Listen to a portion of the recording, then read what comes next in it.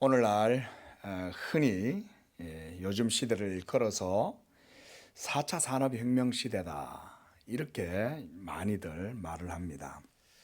1943년에 ENIAC이라고 하는 최초의 컴퓨터가 미국에서 만들어졌습니다.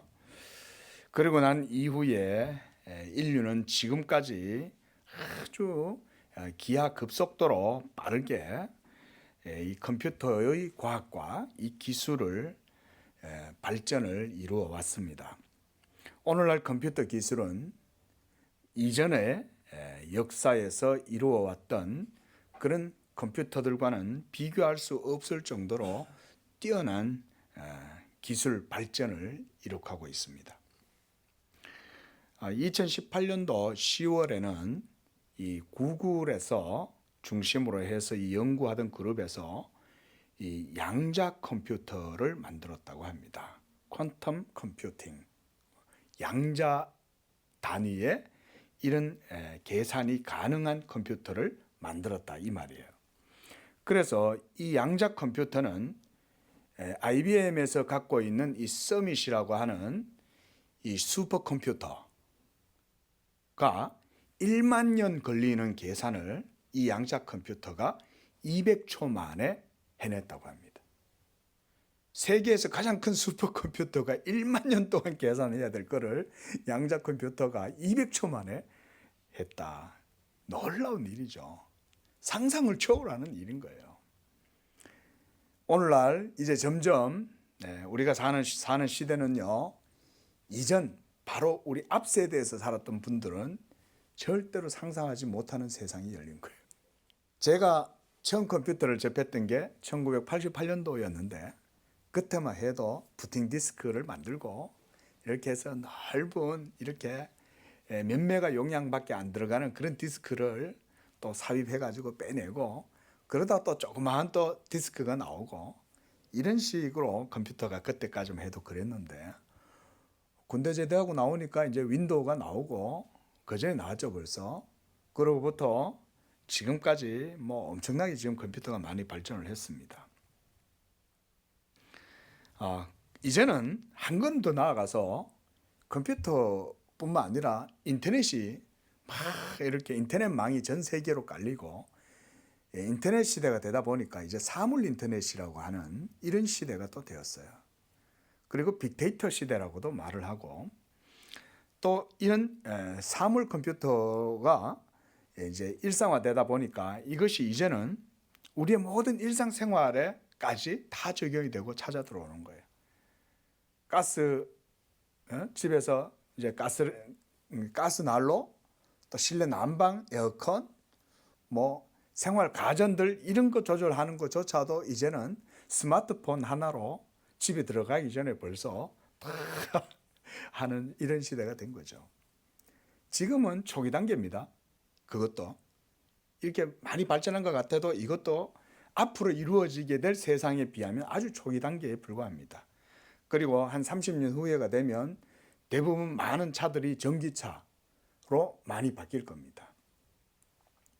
그리고 우리가 지금도 알 수 없는 것들이 앞으로는 무궁무진하게 발전이 되겠죠.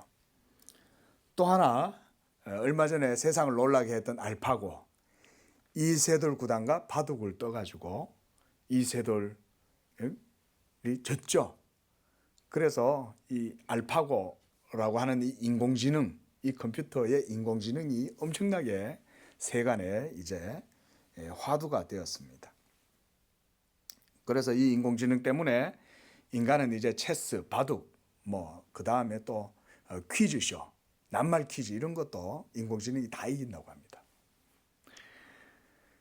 이렇게 오늘날 인간처럼 말하고 인간처럼 행동하고 생각하는 이런 컴퓨터를 만드는 이런 인공지능 시대가 되었는데 그래도 아무리 컴퓨터가 발전을 한다 해도요 컴퓨터가 할 수 없는 게 있습니다. 그게 뭐냐면 인간 영혼의 고유한 본성, 그것은 컴퓨터가 절대로 따라할 수가 없습니다. 그러니까 너무 걱정 안 하셔도 됩니다. 컴퓨터는 감정을 모방은 할 수는 있어도 감정 그 자체는 가질 수는 없습니다. 우는 것처럼은 보여도 실제로 감정 없이 그냥 프로그램에 의해서 우는 것처럼 보이지 울지는 않습니다. 감정이라고 하는 것, 또 의지라고 하는 것, 이 지성이라고 하는 것, 오성이라고 하는 것, 이런 것들은 인간에게만 고유하게 가지고 있는 것입니다. 하나님의 형상으로서 인간에 대해서 지난주에 말씀을 드렸습니다. 하나님의 형상인 인간 존재의 특성을 우리가 가장 잘 표현하는 말이 바로 거룩이라고 하는 말입니다. 그 다음 의로움이라고 하는 이런 단어를 통해서 우리가 하나님의 형상으로서의 인간을 표현할 수가 있습니다. 컴퓨터한테 도덕이 뭐냐, 의로움이 뭐냐라고 말하면 답을 못합니다. 그런 걸 모르기 때문에. 그건 학습시킬 수 있는 게 아니라 인간 본성 속에서만 고유하게 가지고 있는 것이기 때문에 컴퓨터는 그것에 대해서 이해하지 못합니다. 그러나 우리 인간에게 고유하게 있었던 이 하나님의 형상으로서의 도덕성, 의로움, 원형상이라고 그러죠. 이것을 아담이 처음 하나님께로부터 부여받았던 그 원형상은 아담이 하나님의 계명을 어기고 범죄하고 타락함으로 말미암아 완전히 아담에게서부터 깨어져 버리고 아담은 그때로부터 하나님의 형상으로서의 원의는 소실되어 버리고 말았습니다. 이제 그리스도의 구속을 통해서 인간은 성령으로 이제 새롭게 회복되어서 그리스도 안에서 새롭고 산 영이 되어 하나님의 형상으로 거듭나게 되었습니다. 그래서 오늘 골로새서 3장 10절 말씀에 보면 새 사람을 입었으니 이는 자기를 창조하신 이의 형상을 따라 지식에까지 새롭게 하심을 입었다. 이렇게 말씀하고 있습니다.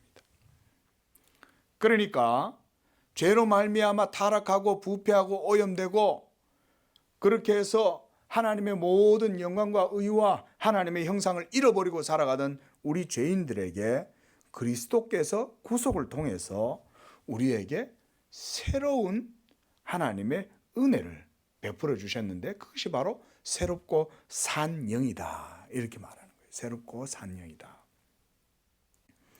그리고 성령을 통해서 인간이 새롭게 회복됨으로 그리스도 안에서 거듭나서 그래서 다시금 죄인들이 하나님의 형상으로 회복되도록 하신 것이 바로 예수 그리스도의 구속의 은혜입니다.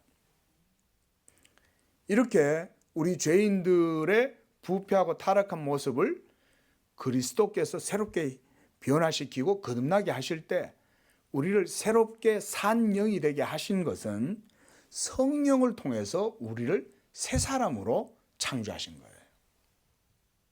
그래서 에베소서 4장 24절에서도 하나님을 따라 의와 진리의 거룩함으로 지으심을 받은 새 사람을 입으라고 사도 바울이 말하는 거예요. 모두 다 새롭게 하셨다, 새 사람을 입으라 이런 말씀들을 하죠. 모두 다 이게 뭐냐면 하나님의 형상을 따라서 그리스도께서 우리를 새롭게 하셨다는 것입니다. 그래서 이제 성령께서 믿는 자 속에 거하심으로 신자는 새 사람을 입어서 아담이 잃어버렸던 하나님의 형상을 회복하게 된 거예요. 인간 영혼의 본질은 하나님의 형상을 따라서 거룩하고 의로운 삶을 살아가는 것에 있습니다. 하나님의 형상이란 것은 그런 것입니다.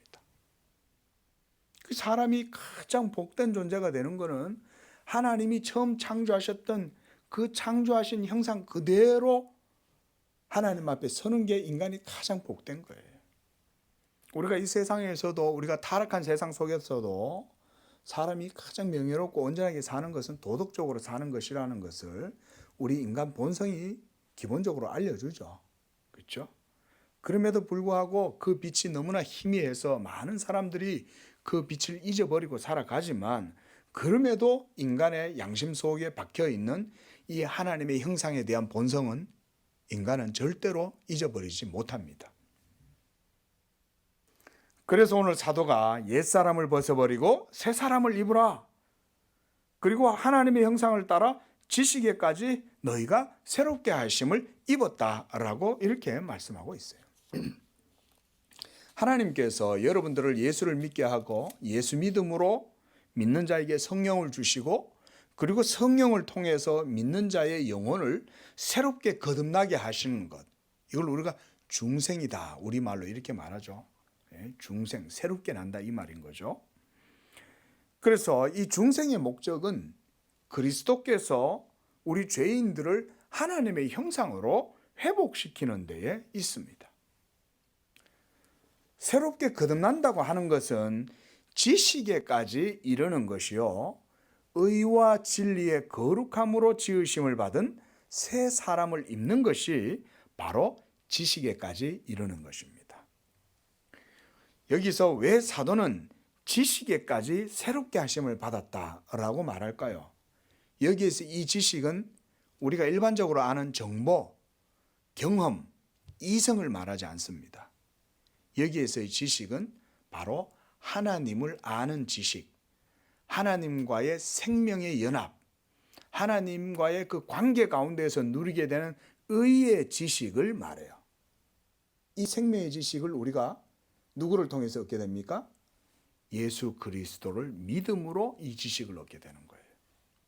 그래서 우리 기독교가 말하는 영적인 변화, 컨버전, 새롭게 태어남, 중생, 거듭남, 이 모든 것들은 다 지식으로 말미암아 이루어지는 거예요.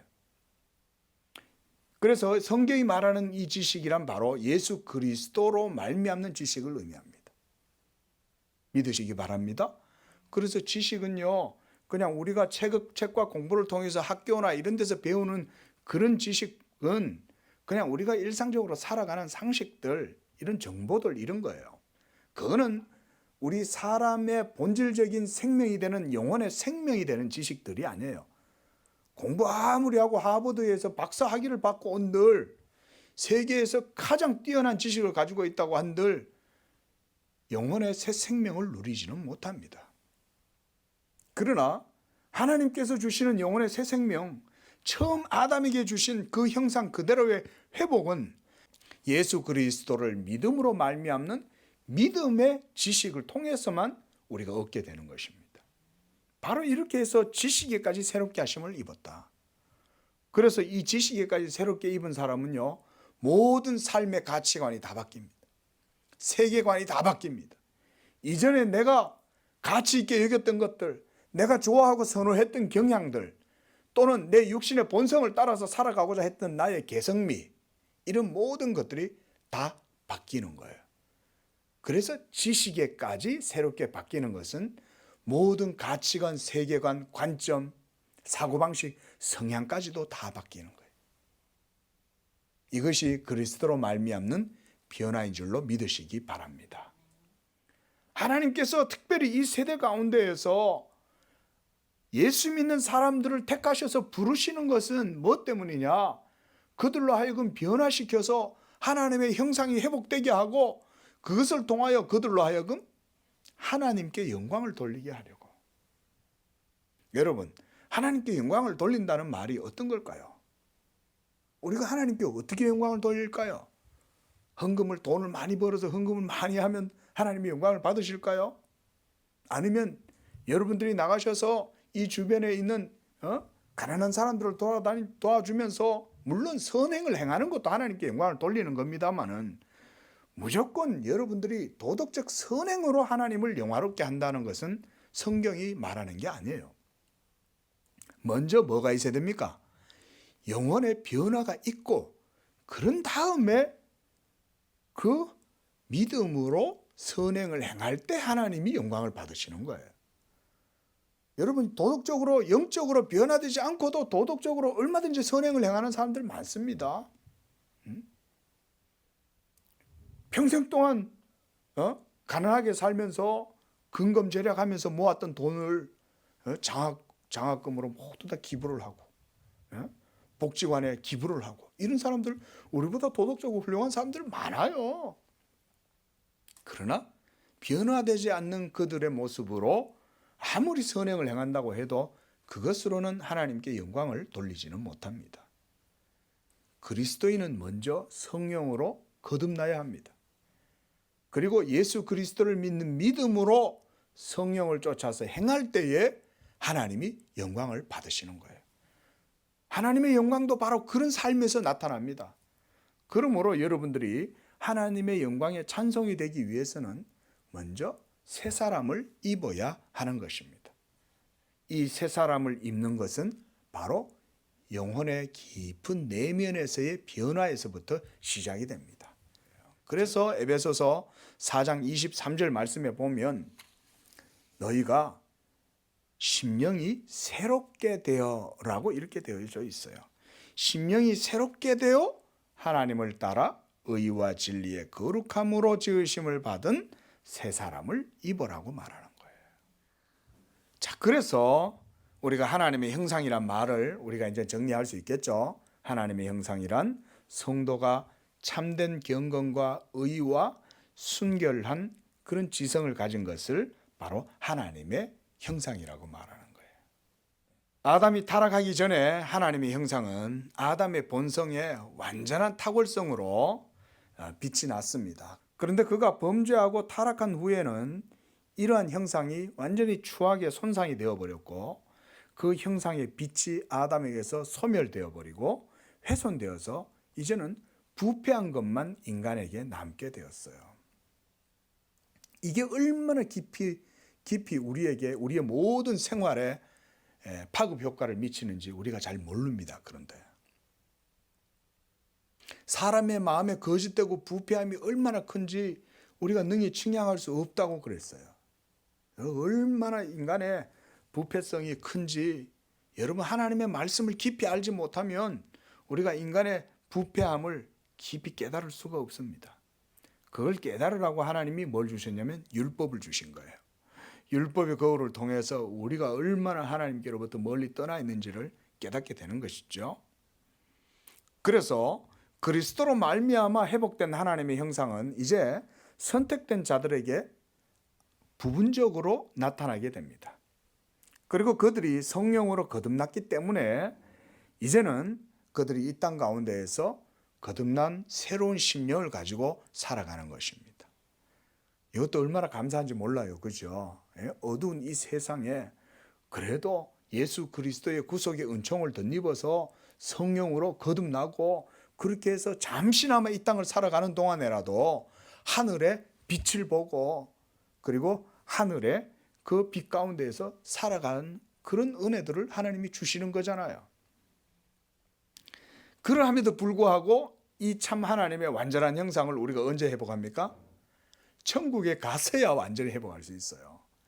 이 땅에서는 아직은 우리가 희미하게 이 정도로 유지하는 거예요.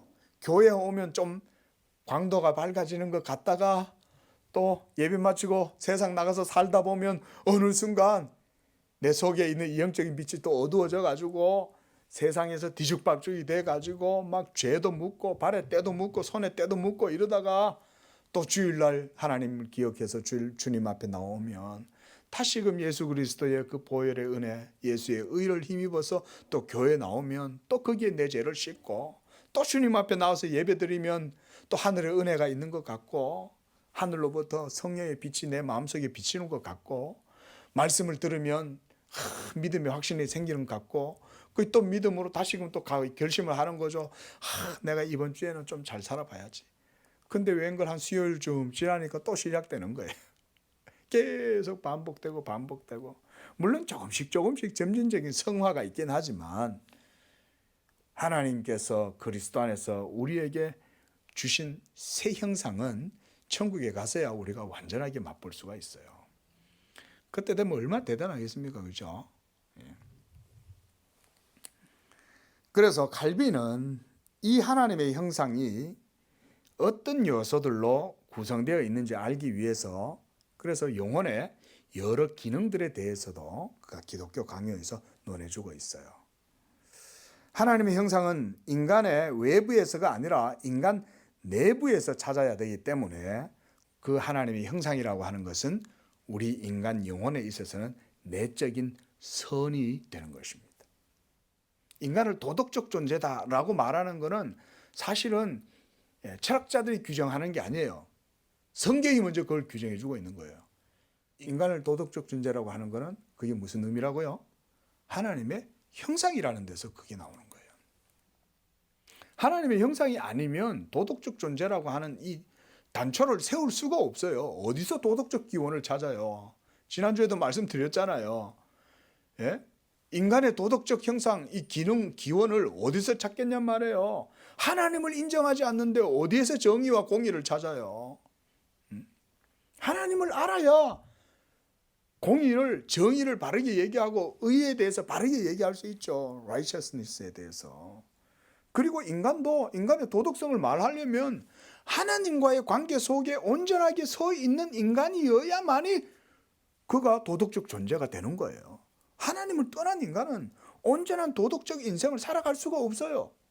하나님을 떠난 인생 속에는 영혼이 있긴 하지만 그 영혼은 이미 부패하고 썩어 문드러져 가지고 하나님의 도덕성에 대한 그 빛의 조각들이 조금씩은 남아있을 뿐이에요. 우리가 유리가 깨지면 막 편린들이라 그러잖아요. 조각조각이 나가지고 도대체 뒤죽박죽이 돼가지고 어디가 앞이고 뒤인지도 모르지만 반짝반짝 빛은 나니까 아 여기에 뭔가 있구나라는 생각은 해요. 그 정도예요. 우리가 타락한 인간의 도덕성에 대한 관념은 그 정도인 거예요. 완전한 하나님의 형상이 회복되면 여러분들이 믿음 없음에 대해서 고민하실 필요가 없습니다. 왠지 아세요? 하나님의 형상이 회복이 돼가지고 인간의 영혼의 기능이 기능이 발휘가 되면요 100% 하나님에 대한 믿음을 갖게 됩니다. 그리고 하나님에 대한 100% 순종이 가능해집니다. 하나님에 대한 100% 인식이 가능합니다. 하나님을 완전하게 안다는 말이 아니에요. 그게 아니라 인간으로서 하나님에 대한 경외와 지식을 완전히 가질 수 있다는 거예요. 우리는 믿음에 대한 확신도 흔들리잖아요. 그죠? 믿음의 확실함도 흔들리고 확신도 없고 항상 의심 속에서 뿌연 안개 속에 걸어가는 듯한 이런 믿음 생활을 할 때가 많단 말이죠.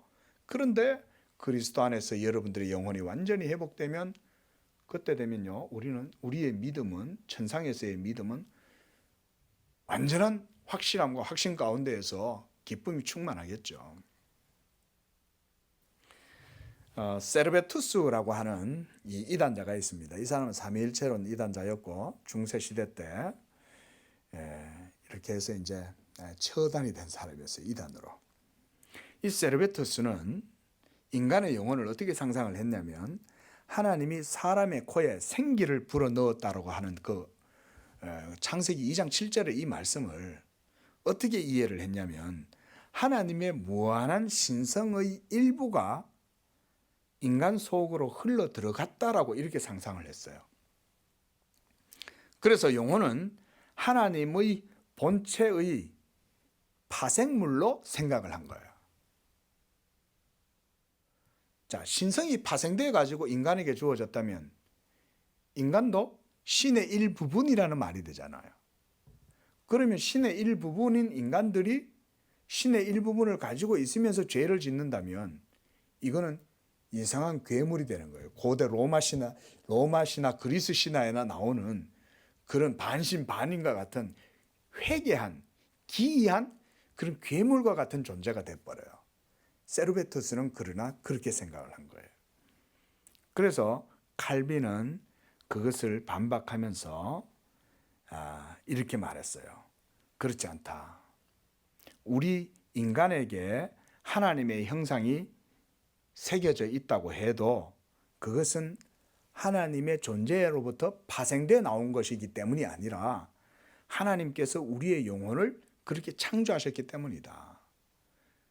우리 인간의 영혼을 하나님이 창조하신 것은 천사들을 창조하신 것과 같이 그렇게 창조하셨다는 거예요. 여러분, 천사들도 그러면 하나님의 신성에서부터 파생되어 나온 존재들일까요?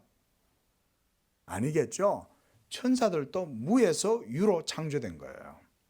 영적인 실체긴 해도 천사들도 하나님의 창조물들입니다. 여러분들 우리 사람의 영혼도 하나님이 그와 같이 창조하신 거예요. 아담의 코로 하나님이 생기를 주입시켰을 때 그 생기가 아담 속으로 들어감으로 인해서 흙으로만 있었던 진흙덩어리였던 아담이 산영, 생명이 되었죠. 그렇죠? 그리고 그 아담에게서 난 모든 인류도 독립된 주체적인 의식을 가지는, 독립된 주체 자아의식을 가지고 태어나게 되는 거예요. 그러니까 제 아들이 저에게서 태어났다고 해도, 저희 가정에서 아들이 태어나도, 자녀가 태어나도 그 아이도 내게서 파생된 게 아니라 독립적인 인격체로 하나님이 창조하시는 거예요. 하나님께서 인간 사회를 그렇게 만드신 거예요. 아담을 머리로부터 해서 출생되는 모든 인류도 각각 다 개별적인 독립적인 주체로 그렇게 창조하신 거예요. 그래서 성령은 우리 안에서 일하시지만 우리를 하나님과 동일 본질로 만드시지는 않아요. 성령이 여러분들을 죄로 말미암아 타락하고 부패한 여러분들의 영혼에 새 생명을 주시고 변화시켜서 하나님의 형상으로 만들 때는 우리를 신화시켜 가지고 하나님과 동일하게 동일 본질로 만드는 게 아니라는 거예요. 그냥 우리는 하나님이 처음 창조하셨던 아담에게 주신 그 형상대로 하나님이 우리를 그리스도 안에서 다시금 회복시켜 주신 거예요. 여러분들이 나중에 천국 가시고, 그리고 이 모든 세계가 완전히 그리스도의 오심을 통해 가지고 완전히 다 변화돼서 천국이 이루어질 때, 여러분 우리는 하나님과 같은 존재가 되지 않습니다. 우리는 천사보다 더 뛰어난 직분은 가지고 있죠. 그건 바로 자녀라는 직분이죠. 천사들은 자녀는 아니에요. 희종들이죠. 그러나 우리는 하나님의 자녀가 됩니다. 그러나 자녀가 되었다 할지라도 우리는 그리스도의 몸과 같은 신비한 몸을 가지고 부활을 해도 그때도 우리는 신과 같은 동일 본질로 우리가 화하는 건 아니에요. 그래서 신화적 존재가 안 돼요, 우리는. 이렇게 해서 우리가 그리스도의 신령한 몸을 받았습니다. 그리고 영혼은 무형의 실체지만 이 육체 속에 있습니다. 그리고 육체를 집으로 삼아 가지고 또한 그 속에 거하는 게 바로 영혼이에요. 또한 영혼은 육체의 모든 부분, 기관, 장기까지 전부 다 생기를 주고 여러분들의 육체의 기관이 활동하는 데 알맞도록 유익하게 할 뿐만 아니라 인간의 삶을 다스리는 데 있어서도 도덕적으로 최고의 지위를 차지하는 게 영혼이에요. 영혼. 그 영혼이 빠져나가면 인간은 더 이상 인간이 아닌 거예요. 그냥 시신인 거예요. 시신, 시체인 거예요. 시체. 시체는 도덕적 형상도 없고 더 이상 아무런 생기도 없고 힘도 없어요. 그래서 이 영혼이 인간으로 하여금 지상생활의 의무를 행하게 합니다. 그리고 하나님을 공경하도록 하는 것이 바로 그리스도로 말미암아 회복된 인간 영혼의 형상이에요. 비록 지금 타락한 육체로 말미암아 인간 속에 흔적만 남아 있지만 여전히 인간의 악한 양심에도 이것은 새겨져 있어요. 우리가 이것을 바로 그래서 종교의 씨앗이다 이렇게 말합니다. 우리가 영혼이 있다라고 하는 것을 우리가 이런 면에서도 볼 수가 있어요. 우리가 사람이 명예를 원하잖아요. 그죠? 그 다음에 도덕적 어떤 수치심 이런 것들도 가지고 있죠. 바로 이런 것들이 전부 다 어디서 나오냐? 영혼의 기능에서 나오는 거예요. 영혼의 본성에서 그런 것들이 나오는 것입니다. 그리고 이러한 사실과 이러한 사실들의 시작과 원인은 그들이 이것을 개발하도록 태어났음을 인식하는 데 있고, 그리고 이 종교의 씨앗에는 이 의가 내포가 되어져 있는 거예요.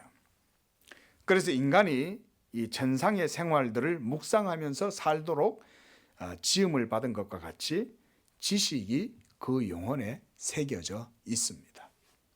사람의 마음속에는요, 그걸 절대로 지울 수가 없어요. 이러한 인간 본질의 형상과 진정한 행복은 바로 어디에서 완성이 되냐면 우리 죄인들이 그리스도를 믿고 성령 안에서 바로 삼위일체 하나님과의 연합을 통해 가지고 이루어지는 것입니다. 예수를 믿는 사람은 하나님께로부터 의롭다함을 얻게 되죠. 이제는 그들을 하나님께서 죄 있다 하시지 아니하고 그들의 모든 죄를 간과하시는 거예요. 그러면 죄 없고 의롭다함을 얻게 되는 바로 그 사람들을 하나님은 어떻게 하실까요?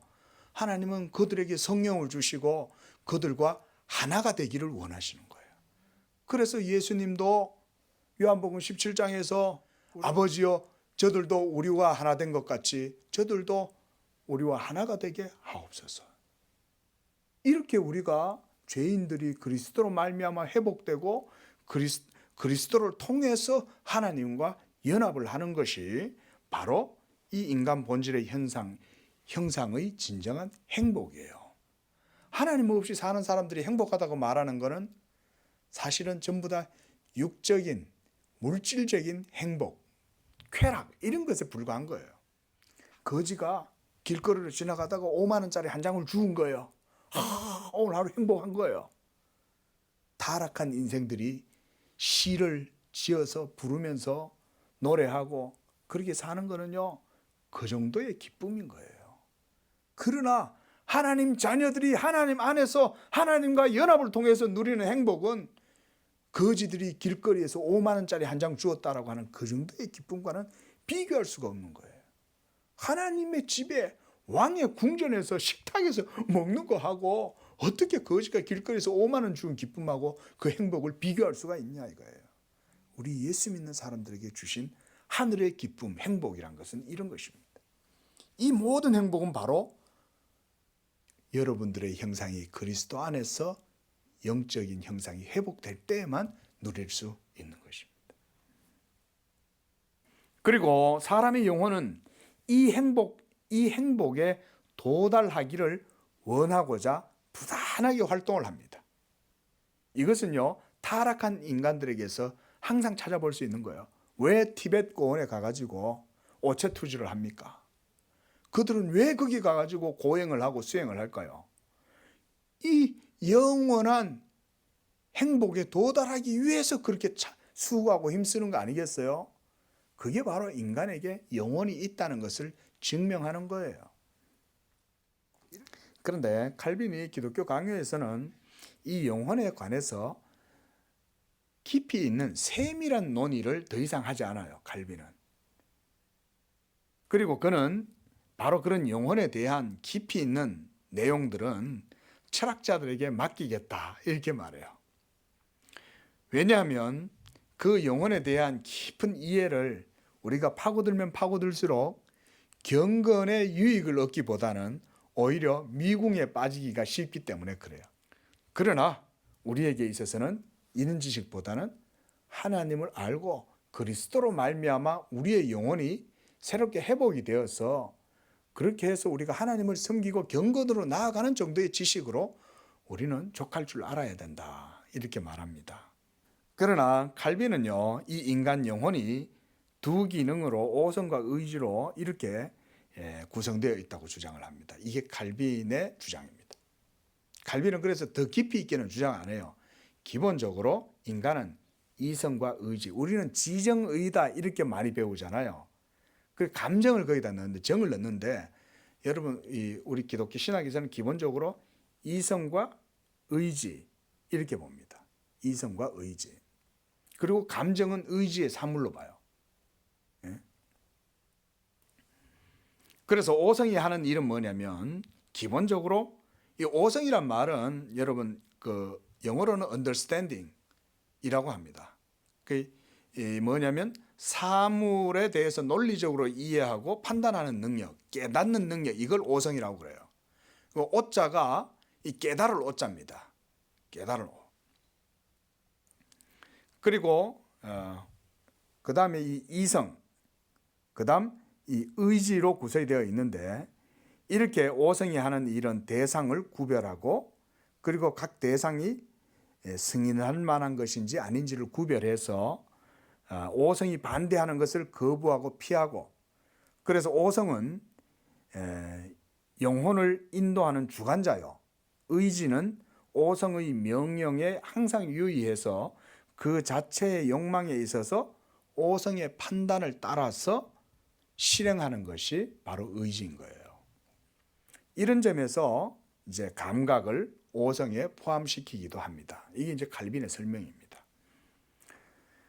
자, 그러면 하나님께서는 우리 인간 영혼에 이러한 마음을 주시는 거예요. 이 마음은 결국은 오성과 의지가 이 마음이라고 하는 것 속에 다 이게 들어가 있는 거예요. 그리고 그것으로 선악을 분간하도록 하신 거예요. 그래서 이 이성의 빛을 안내자로 삼아서 추구해야 할 것과 피해야 할 것을 이 가치 판단을 인간의 영혼이 하는 거예요. 마음이. 그 속에서 바로 오성과 의지가 있는 것이죠. 그리고 여기에 하나님께서 이제 의지를 결합시켜서 선택이 바로 이 의지의 통제 아래에 있도록 하는 거예요. 그래서 선한 것을 판단하고 선한 것을 선택하고 그렇게 해서 그것을 따라서 행동하도록 하는 것이 모두가 다 인간 영혼의 기능인 거예요. 이게 처음 아담의 상태는 이러한 탁월한 은사로 뛰어난 존재였고 이러한 오성의 분별력과 판단력은 에덴에서의 지상 생활을 하도록 지도하는데 충분하게 그 기량을 발휘를 한 거예요. 그런데 그가 하나님의 말씀을 선택하고 하나님의 말씀을 따라 나아가기보다 사탄의 유혹을 따라서 하나님의 말씀을 거부하고 불순종함으로 그것을 통해서 범죄를 하게 된 것이죠. 자, 그래서 인간은요, 최초에 하나님께서 창조하신 아담의 이 상태는 본인이 원하기만 했다면 자유의지로 영생에 이룰 수 있는 능력을 아담은 갖고 있었던 거예요. 그래서 선악에 대한 선택이 아담에게 있어서는 자유로웠습니다. 아담 자신에게는 자유의지가 있었던 거예요. 그리고 요 다음 설교가 이제 자유의지에 대한 설교이기 때문에 이 말을 하는 거예요, 여러분. 그러니까 아담은 자유의지 선택 능력이 있지만 지금 타락한 인류에게는 자유의지가 없다는 얘기를 칼빈이 이렇게 펼쳐나가는 거예요. 아담한테는 자유의지의 능력이 있었어요. 그게 바로 영혼의 순기능이었기 때문에, 그게 본성이었기 때문에. 그게 영혼의 능력입니다. 그런데 타락하고 난 이후에 인류는 더 이상 하나님의 말씀을 따라서 선을 행할 수 있는 자유의지가 상실되었어요. 그래서 우리는 인간에게 자유의지가 없다고 말합니다. 그리고 칼빈의 이 논증과 같이 오늘날 드디어 사람들도 알아요. 아, 인간은 자유의지로 선택하는 것이 아니다. 여러분, 이것은 칼빈이 논증한 게 아니에요. 철학자들이 논증한 거예요. 인간에겐 자유의지 선택의 능력이 없다라는 것이 여러분, 그래도 철학자들도 어느 정도 알고 있습니다. 우리가 뭔가를 선택할 때 오늘 내가 가가지고 백산수를 살까 삼다수를 살까 여러분들이 선택한다고 생각하죠? 아닙니다, 여러분. 오늘 우리가 독립적이고 주체적으로 판단하고 선택하고 의지를 통해 가지고 결정하는 것이 없어요. 물론 일상적인 삶에 대한 것들은 안 그래요. 그거는 동물적 수준에서는 누구라도 자기 생존을 위해서 물을 먹고 싶을 때 먹어야 되죠. 그렇죠? 예? 화장실에 가고 싶을 때는 육체적인 조건 때문에 가야 돼요. 생리적 현상 때문에. 제가 지금 얘기하는 자유의지는 그 정도 수준에서 얘기하는 게 아니에요. 도덕적 형상으로서 인간 본연의 본질, 영혼의 형상, 그것을 두고 얘기하는 거예요. 그런데 우리 사람들은 그 영혼의 순기능, 하나님을 향해서 선한 의지를 발휘해서 하나님께 영광을 돌리고 하나님께 마땅하게 돌려야 될 그 모든 행위를 우리가 할 수 있냐? 그게 진짜 인간이잖아요. 하나님을 향하여 살아갈 수 있는 형상이 바르게 되어 있어야 그게 진짜 인간이란 말이죠. 자, 말씀을 정리하겠습니다. 오늘 이렇게 영혼에 대해서 짧은 시간에 살펴봤습니다. 여러분, 영혼은 실체입니다. 천사들이 실체인 것처럼 사람의 영혼도 실체지만 우리 사람은 그러나 그 영혼이 육체를 집으로 삼고 살아요.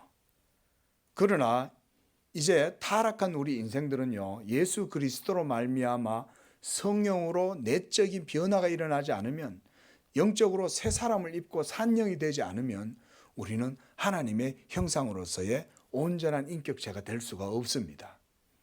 예수 그리스도를 믿으면 그 믿음 가운데 성령을 받게 되고 성령을 통해서 여러분들의 영혼이 새롭게 변화되므로 새 사람을 입는 것입니다.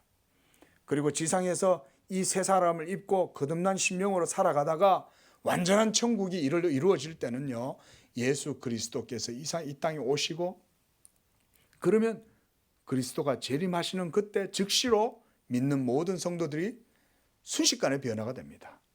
변화가 되어 우리가 모두 다 그리스도로 말미암는 부활의 몸을 덧입게 돼요.